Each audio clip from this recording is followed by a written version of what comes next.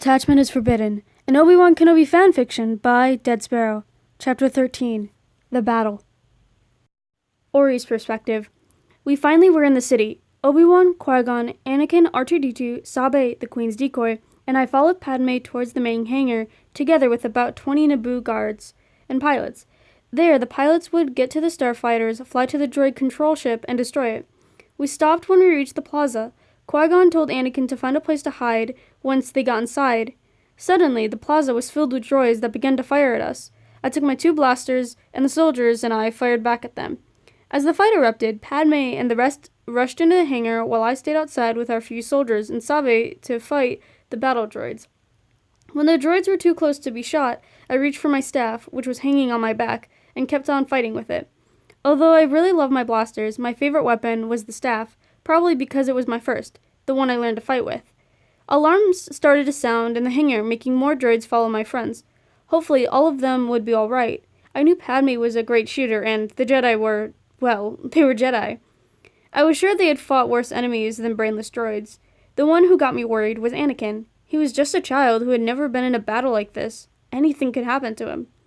From where I was fighting, I could hear the explosions in the hangar caused every time a droid was hit. After some minutes slaying droids, I saw 2 of our starfighters exit the main hangar. A tank fired at one of them, which caused it to fall and explode. Once there were no more droids to battle at the plaza, our troops, Sabe and I, entered the hangar, where my friends were still fighting. Altogether, we quickly defeated a few remaining battle droids, and I joined Padme and the Jedi. I still had my staff in hand. I looked at Obi-Wan, who smiled at me and mouthed, "Good job," which made me smile back.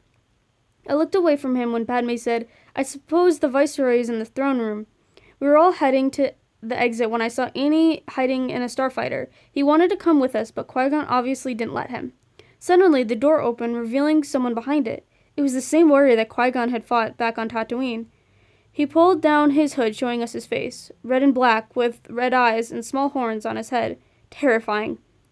Padme and the rest backed away while the Jedi and I stepped forward. I held my staff, ready to fight, but Obi-Wan pushed my arms down. "No, Ori, you can't fight him. We'll handle this." I had never heard his voice so serious before. I looked up at him and placed my staff in its place.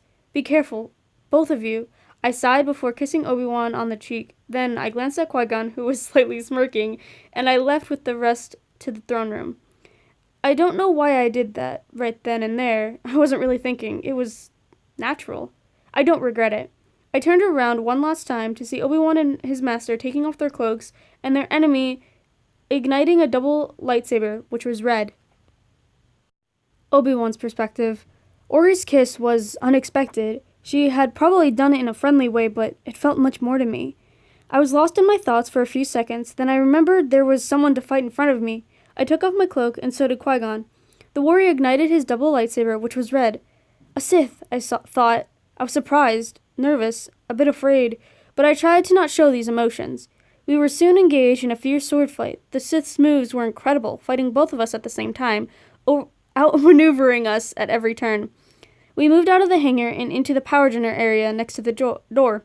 The battle continued on a small catwalk around the power pit. The Sith Lord kicked me off, causing me to fall several levels. When I managed to jump back up, Qui-Gon and our enemy were quite far away from me, so I ran to catch up. However, some kind of red electric gate appeared and didn't let me go any further, separating me from the 2 fighters. I watched, frustrated, as Qui-Gon and the Sith battled around the melting pit. I really wanted to help my master. Seeing him struggling made me eager to fight.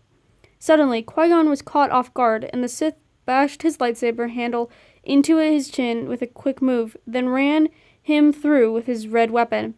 I shouted a "No!" and the electric gate opened, so I ran towards the murderer, ready to fight him, my heart full of anger. After some minutes, my opponent pushed me into the melting pit, but I managed to hold onto a nozzle on its side. He knocked my lightsaber down the pit. At last, I jumped out, called my master's lightsaber using the Force, and used it to cut the Sith Lord in half, who fell into the pit. I rushed over to Qui-Gon, who was dying fast.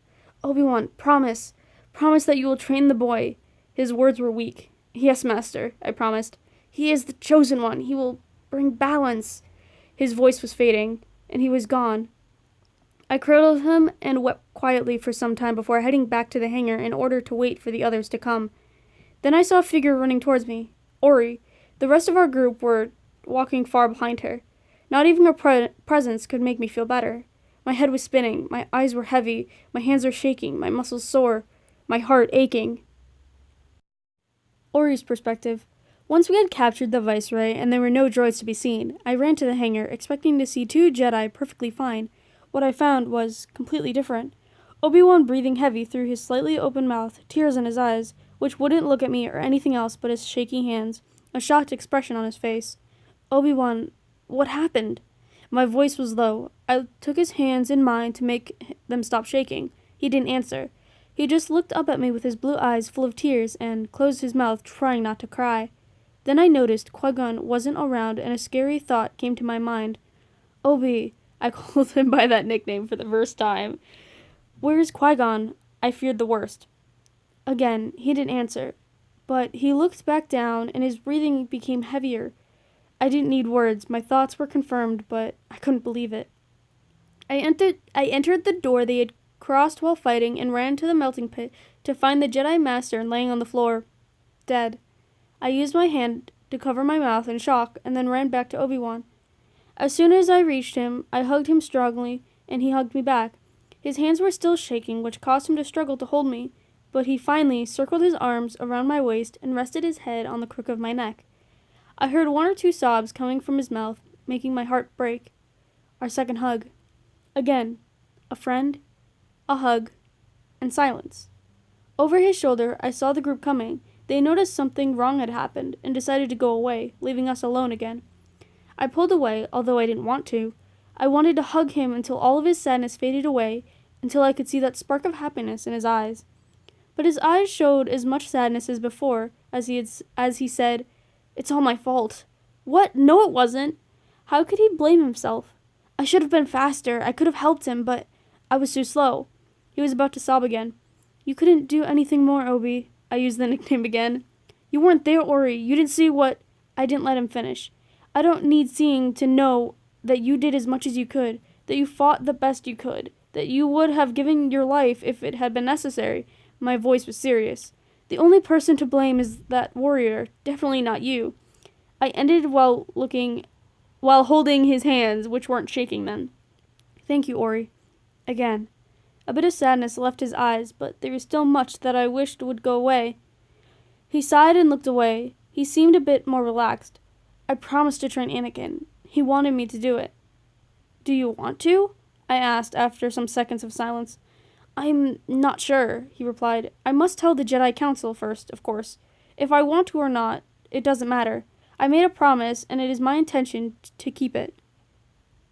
Later that day, the Viceroy was sent to Coruscant so the Senate would punish him. Senator Palpatine, Chancellor Palpatine, as he had been elected much to my disappointment, arrived in Naboo, as well as some Jedis, including an old green creature whose name Obi-Wan told me was Yoda.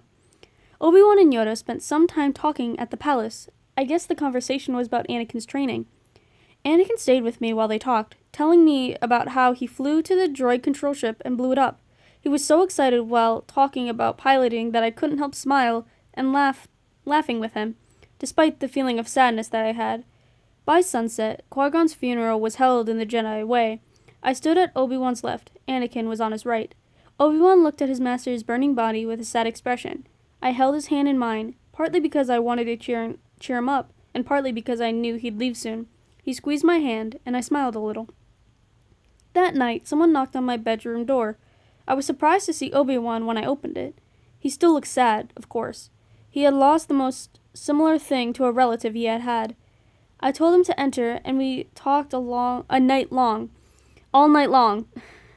He told me how he still hated himself for what had happened. He told me the Jedi Council made him into a knight and had accepted him to train Anakin. He was a master already, so young, and had such a huge responsibility on his back. He told me how worried he was about being a master. He thought he wasn't ready, that he would fail greatly. He was scared, which made him worry even more because a Jedi wasn't supposed to be scared. And he told me something that made me feel even worse for him. He told me that Qui-Gon's last words were about Anakin. He wished he had told him something like, "You have been a great apprentice," or "I'm proud of you." But those words didn't leave his master's mouth.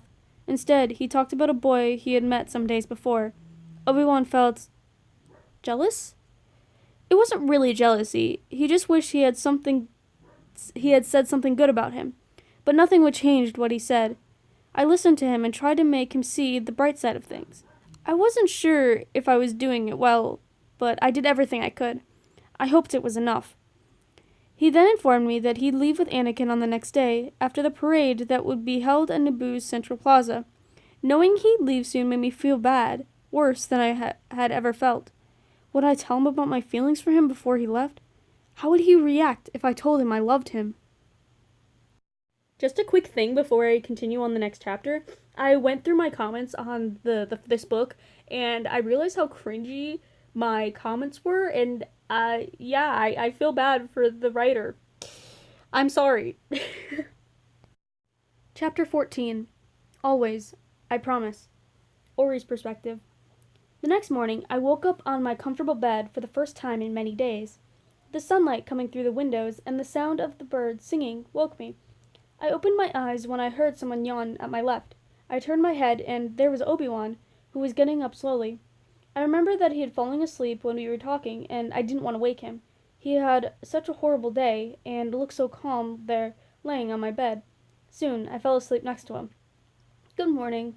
My voice was deeper than usual, and as I had just awoken. He turned around and gave me a small smile. I'm sorry about falling asleep here. You should have told me to leave. I blushed. Do not worry. It was no problem to me. I hope you had a nice rest. I did, thanks, he said before leaving quickly. He was probably embarrassed. I got up, cleaned, and dressed for the day. That day was a special one.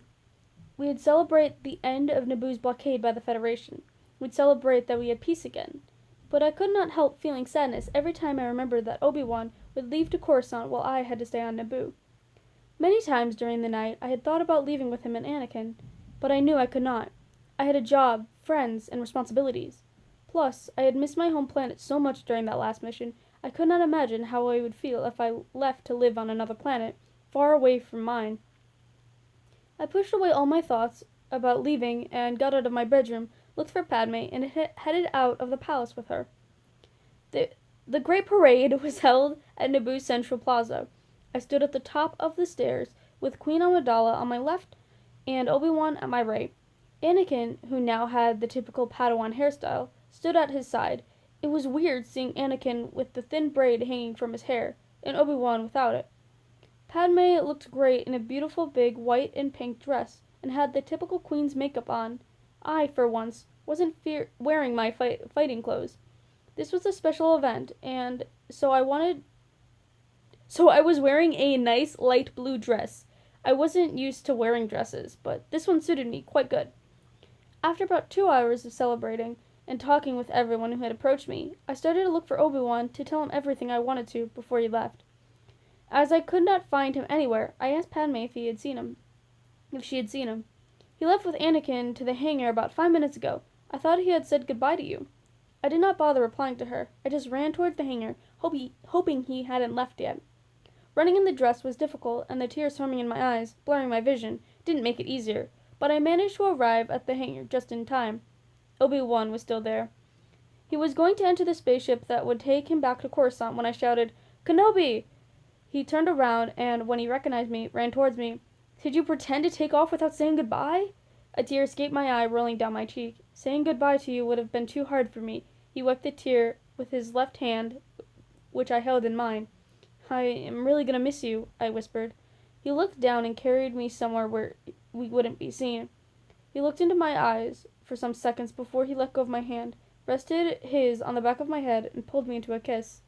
His lips were 1,000 times better than everything I had imagined. It was soft, innocent, and something totally new to me. But what made it great was the fact that it was Obi-Wan who was kissing me. I promised myself I would always remember its taste. The kiss was my way of saying everything I had to tell him and listening to everything he wanted to say. No words. I hesitated for some seconds before I circled my arms around his neck, pulling him closer. His reaction was holding my waist, which made me shiver. It lasted about a minute. I did not want to break the kiss. I really didn't, but the longer it was, the more it would hurt seeing him take off. So I pulled away, resting my hands on his chest. and we looked into each other's eyes, smiling like idiots. He kissed my forehead, and I giggled. Then he hugged me. I rested my head on the crook of his neck and took a deep breath, trying to memorize his scent. Our third hug. I had to do that before leaving. His voice was as soft as his lips. Oh, how much I would miss the sound of his voice. You didn't make saying goodbye any easier, you know, I murmured. He pulled away from the hug. We looked at each other. I stared into his eyes, appreciating the way the blue changed to gray or even green sometimes. I wanted to remember forever the way that he had looked at me just then, showing his love and admiration through his stare.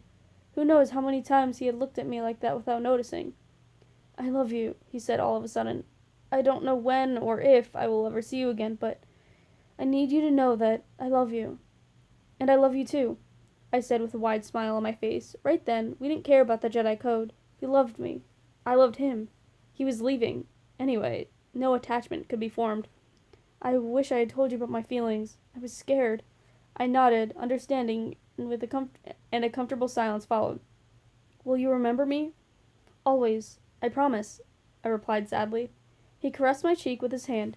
I enjoyed the feeling of his skin against mine, and made the promise to never forget its warmth. Master Kenobi, the pilot wants to take off already, I heard Anakin's voice from the ship's door. Obi-Wan's hand left my cheek before he turned away and headed to the spaceship.